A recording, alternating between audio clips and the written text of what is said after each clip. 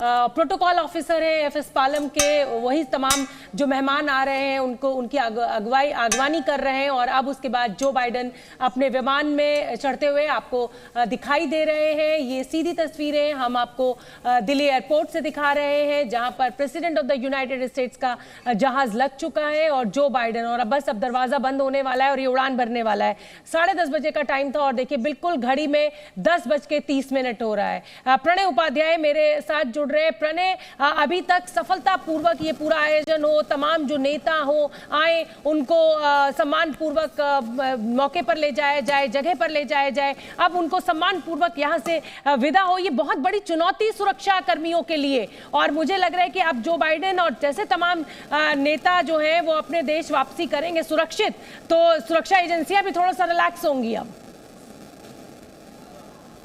बिल्कुल, जाहिर तौर पर आप अच्छी तरीके से जानती हैं कि इंतजाम कैसे होते हैं इसके लिए और कितनी चुनौती होती है। लेकिन अमेरिकी राष्ट्रपति जो बाइडेन का कार्यक्रम आप देखिए कि कितना टाइट कार्यक्रम था, उसके बावजूद वो करीब 1.5-2 दिन वो भारत के अंदर आए। उस आयोजन के दौरान उन्होंने तमाम चीज़ों के अंदर हिस्सा भी लिया, क्योंकि उन्हें वियतनाम जाना है और उसके बाद 9/11 की जो बरसी है उससे पहले उन्हें अमेरिका पहुँचना है, जो कि अमेरिका के लिए भी बड़ा महत्वपूर्ण दिन होता है। और इसीलिए उनका कार्यक्रम काफ़ी टाइट है और इसीलिए आप देखें कि वो एयरपोर्ट से सीधे प्रधानमंत्री के घर पहुँचे थे और आज भी प्रधानमंत्री के साथ जो कार्यक्रम था राजघाट का, उसे अटेंड करने के बाद अब वो सीधे एयरपोर्ट जा रहे हैं। तो इस बेहद टाइट कार्यक्रम भी देखें कितनी बार और कितनी जगह पर प्रधानमंत्री मोदी के साथ उनका संवाद की तस्वीरें जो हैं वो हमें देखने को मिली हैं। और ये काफी महत्वपूर्ण दौरा उनके लिहाज से भी था और खासतौर पर भारत और अमेरिका की साझेदारी के लिहाज से मैं अपने दर्शकों को बताना चाहती हूं कि ये जी न्यूज़ पर ये एक्सक्लूसिव तस्वीरें इस समय हम आपको दिखा रहे हैं। अमेरिका के राष्ट्रपति जो बाइडेन की वापसी की ये तस्वीरें, एयरफोर्स 1 विमान आपको दिखाई दे रहा है। राष्ट्रपति वहां पर अपने कारगिल के साथ पहुंच चुके हैं, विमान में वो सवार भी हो चुके हैं।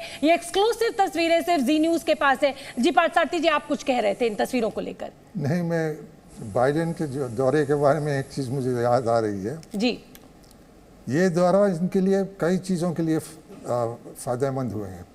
एक, जो समझौता हुआ यहाँ इसको आगे ऑर्गेनाइजेशन को आगे ले जाना, लेकिन इनके और जो प्रिंस सलमान हैं सऊदी अरब के जी, काफ़ी तनाव था इनके बीच में और बिगड़ रहा था और उनको पास आने के लिए हमारे प्रयास थी।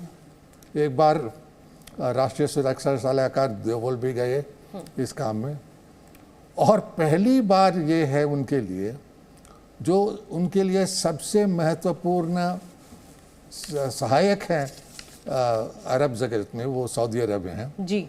सऊदी अरब के शासक के बाद के साथ पुनर्निर्माण हुआ है और उनके संबंध बेहतर हो गए। आइस ब्रेक हुई है।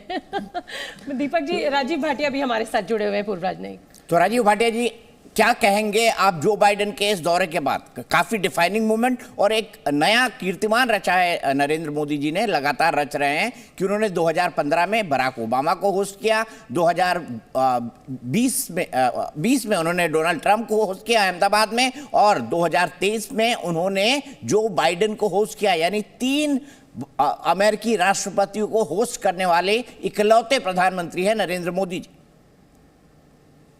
मैं समझता हूं कि ये बहुत महत्वपूर्ण इस समय जो आप दृश्य देख रहे हैं वो हैं और ये कहानी यहाँ पर ही ख़त्म नहीं होगी। भारत अमेरिका के संबंधों का जो कैरावान चल रहा है, हम लोग समझते हैं कि निस्संदेह अगले साल क्वाड समिट भारत में होनी है, तो पूरी उम्मीद है कि राष्ट्रपति, अमेरिका के राष्ट्रपति उसमें भी शामिल होंगे और इस यात्रा से भारत अमेरिका के संबंध और प्रगाढ़ हुए हैं। और आपने अब देख लिया कि क्यों शायद अधिकारियों से कहा गया था कि आप जितनी जल्दी से जल्दी हो सके घोषणा पत्र को उसको फाइनल कर लें, क्योंकि मेरे ख्याल से ज़रूरी था कि कल शाम को ही इसकी घोषणा हो जाए, ताकि अमेरिका के राष्ट्रपति जो हमारे सबसे महत्वपूर्ण मेहमान थे उनके सामने ये समझौता पूरी तरह से सबके सामने रखा जा सके।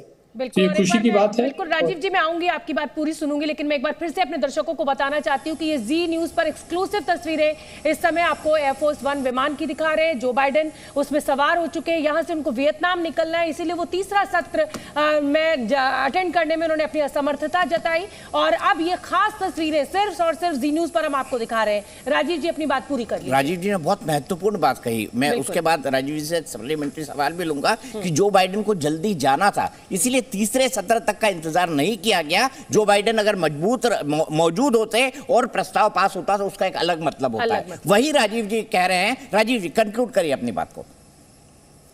और दूसरी बात विशेष रूप से मैं ये कहना चाहूंगा कि अमेरिका और भारत के संबंध न केवल बायलैटरल स्तर पर मगर जो मल्टीलैटरल स्तर है उसके ऊपर बहुत अच्छी तरह से दिख रहा है। इसीलिए जब मैं शुरू में बात कर रहा था कहने के लिए कि घोषणा पत्र में एक पैराग्राफ पर लोगों ने बहुत ध्यान नहीं दिया है मगर ध्यान देना चाहिए, और वो है अंतर्राष्ट्रीय संस्थाओं को 21वीं शताब्दी की आवश्यकताओं के अनुरूप बनाने का। तो ये तो सही है कि ये G20 इकोनॉमिक कोऑपरेशन की प्रीमियर फोरम है, तो इसलिए जो कुछ भी बात वो कर रहे हैं वो ज़्यादातर आर्थिक संस्थाओं की है। मगर यदि हम ध्यान से उस पैराग्राफ को पढ़ें तो उसमें ये बात बराबर सामने आ रही है कि UN की जो भी संस्थाएं हैं जो कि 1945 में बनी थी, उनको आज 21वीं शताब्दी की आवश्यकताओं के अनुसार दूसरे रूप में ढालना है। तो यानी कि बिना एक भी बार UN सिक्योरिटी काउंसिल का जिक्र किए हुए उस पैराग्राफ ने फिर से जो हमारी एक विशेष आवश्यकता है, जो एक हमारी विशेष महत्वाकांक्षा है भारत की, उसको भी सामने रखा है। ये एक खास रिजल्ट सामने आया है। और दूसरा, जैसा कि आपने बराबर कल भी बात की होगी मगर फिर भी मैं बात करना चाहूँगा, चूँकि मुझे बहुत बरसों तक अफ्रीका में भारत की सेवा करने का अवसर मिला था। मैं आपका हाई कमिश्नर था कीनिया में, उसके बाद साउथ अफ्रीका में। तो जिस तरह से भारत सरकार ने अफ्रीका के मुद्दे को उठाया, ग्लोबल साउथ के एजेंडा को आगे बढ़ाया, और फिर इस बात को कल आप नोट करें कि अगर ये बात हमने सिर्फ अधिकारियों तक छोड़ी होती तो हो सकता था कि घोषणा पत्र में सिर्फ ये लिखा होता कि अफ्रीकन यूनियन को G20 में लिया जाएगा, और अंत में ये बात वास्तविकता में लागू होती अगले साल ब्राज़ील के प्रेसिडेंसी के टाइम पर। मगर ऐसा नहीं हुआ, उसका एक राजनीतिक हल निकाला गया, और घोषणा पत्र के आने से पहले ही प्रधानमंत्री जी ने भरी सभा में कहा कि हम सबकी सहमति है कि AU को अंदर ले लिया जाए, और 5-7 सेकंड के लिए वो रुके, चारों तरफ देखा, पूरी शांति थी, पूरा साइलेंस थी, कंसेंट थी, और गैवल मारकर उन्होंने जिस तरह से कहा कि ठीक है, अब इस समय अफ्रीकन यूनियन के जो प्रतिनिधि हैं वो पीछे ना बैठे, जहाँ पर मेहमान के रूप में बैठे थे आगे आकर बैठे,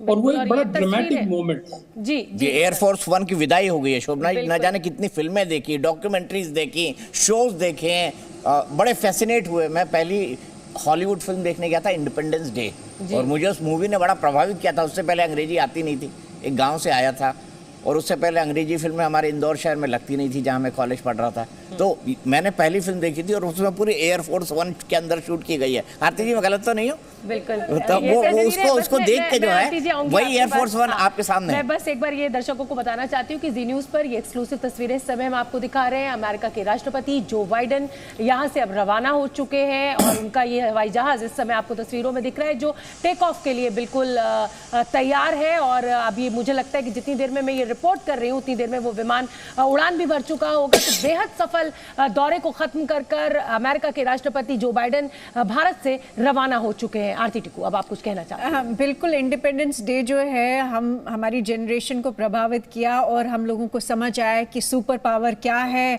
और सुपर पावर का एयरफोर्स 1 जो है प्रेसिडेंट ऑफ अमेरिका जो है उसमें जाते हैं, बैठते हैं, और अंदर वो बिल्कुल घर की तरह है। तो और वो भी आलिशान बंगले की तरह। तो ये इंस्पिरेशनल तो है ही। मैं इसमें 2-3 चीज़ें जोड़ना चाहती हूँ दीपक जी। आपने कहा कि भारतीय मूल के जो प्रधानमंत्री ऋषि सुनाक है वो एक इंस्पिरेशन एस्पिरेशन की तरह है इंडियन यूथ के लिए। पर मुझे इनफैक्ट वो बात आपकी सही है, लेकिन मुझे ऐसा लग रहा है कि ये जो G20 का समिट हुआ है, प्रधानमंत्री ने जिस तरह अपने आप को कंडक्ट किया और जिस तरह की कूटनीति उन्होंने उसमें सफलता पाई, उससे पूरा भारत और असल में जो गरीबों का भारत, वो जो लोअर क्लास का भारत है, वो जो गांव का भारत है, वहाँ पे प्रधानमंत्री की जो छवि है वैसे ही बहुत बड़ी थी। लेकिन मुझे लगता है 2024 के लिए उन्होंने वो एक ऐसा इंस्पिरेशन और ऐसी एस्पिरेशन जगाई है इस G20 समिट की सफलता से कि मुझे लगता है 2024 इलेक्शन उनके हाथ में। Z News।